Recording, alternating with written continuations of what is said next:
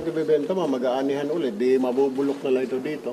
Sako-sakong bigas nabisto sa isang surprise inspection sa Bulacan. Tinatayang umaabot ito sa higit 150,000 na kaban ng bigas, bukod pa riyan ang 60,000 na sako ng palay. Lahat daw ito hinihinalang imported at nire-repack lang para magbukang lokal. Punong-puno yung mga warehouse at saka marami itong mga container ba na nagsisidatingan. So yung dating sa atin mukhang naibudo na maraming stocks parang hindi linalabas. Suspecha ni House Speaker Martin Romualdez, hanggang 3 buwan nang nakaimbak sa mga warehouse ang bigas at palay. Yung ibang araw, inaagiw na. Depensa ng ilang warehouse owner matumal ang bentahan o tumataas ang presyo sa global market. Meron tayong sariling local production, kaya dapat talaga noon pa linabas para na-maintain na mas mababa yung presyo.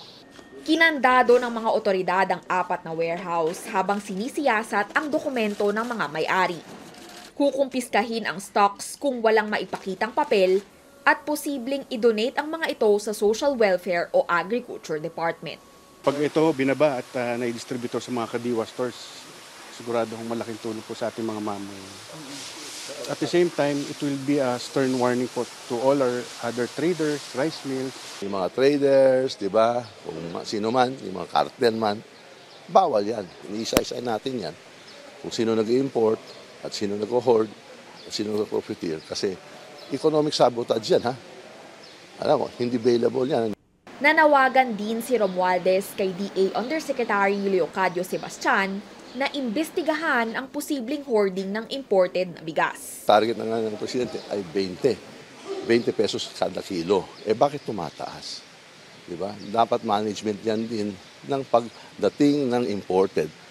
Sa mga palengke, wala naman daw magawa ang mga nagtitinda at mamimili, kundi mapaaray na lang. Si Christian, 52 pesos pa rin ang benta sa 1 kilo ng well-milled rice, kahit luging-lugi na raw ang kanyang tindahan.